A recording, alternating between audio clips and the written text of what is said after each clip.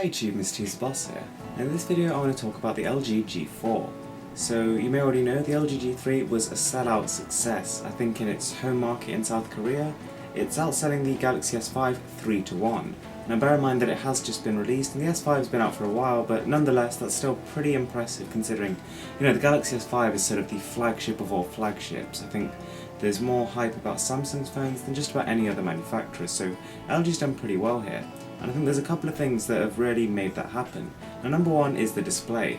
Now a lot of people have been complaining about this, and honestly I'm not a massive fan, but LG put a QHD display on the LG G3 and that was kind of a very brave move, probably quite a costly move, but at the same time I think it was very good for marketing. If they had just gone with a 1080p panel, there would have been literally nothing to separate the LG G3 from the competition.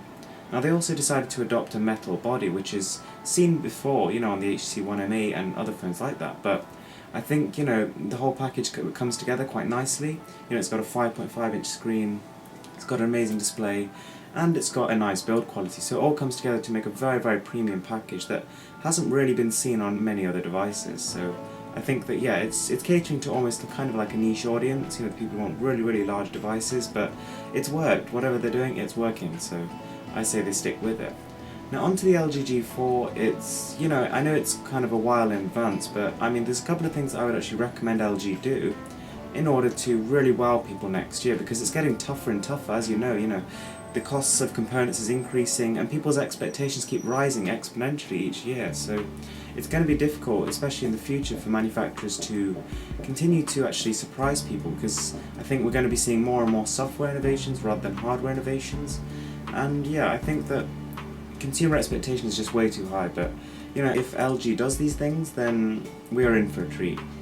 So the first thing that I really think the LG G4 should have is not a large display, because I think that 5.5 is really pushing it, and what tends to happen is manufacturers every year when they release a new device, they will incrementally increase the display size, and it's going to be verging very much on tablet territory, and I think that 5.5 is the absolute limit for sort of a mainstream market phone.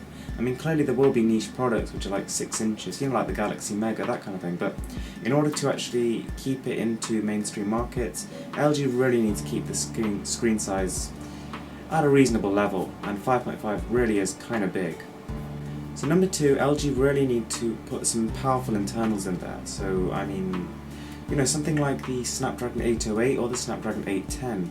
Now, looking at LG's previous releases, a lot of their devices were released sort of towards the middle of the year, so sometimes summer, and by that time those chips should well be in action, and if they can get a Snapdragon 810 in there, amazing. I think it's like an octa-core chip, it'll blow away the competition, and I think if they get in there before sort of Samsung and HTC, who tend to release earlier on in the year, and they might have 805s or 808s, and LG will have a real step up.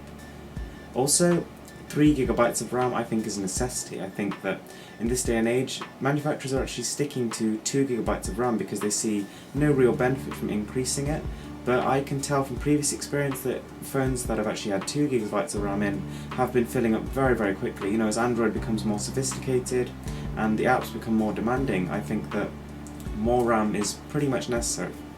Okay, so the next thing that LG really need to do is speakers. I mean, I can't stress enough how much I love the HTC One ME for its speakers, because honestly, apart from that, there's nothing that really attaches me to the phone, but the speakers are the only reason I'm continuing with this phone. I would much rather have something a little bit bigger, I'd much rather have something with a better camera, but I've stuck with it just because I love listening to music, and it's such an important thing for so many people. I don't understand why manufacturers don't get this.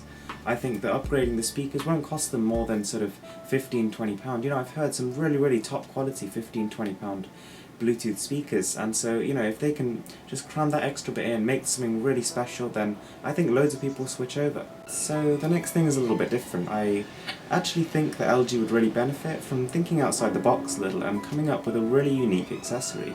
So we've seen this with countless devices before, like the Samsung, they had their unique smartwatch, which is sort of tailored to work with the Galaxy Note 3 device. We also had HTC with their dot view case, which was pretty cool. I'm not going to lie, I bet it actually probably sold quite a few devices just having the ability to attach such a cool accessory. It's another feature and selling point of the device, even though it's not like a sort of function that inherently is built into it, as long as it's exclusive.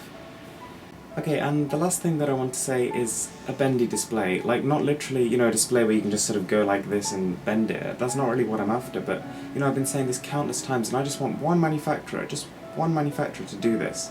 So basically, you have a display, and then the display will be flat and then curved a little bit. It's something like what Samsung demonstrated with their display technology. So they had like a demo phone where, you know, for example, you've got a case on the front protecting the front and you've got protecting the back, but there's just a little strip on the side of the phone where you can instantly view notifications, you can take calls, and you can see what's going on during the day without even taking your case off.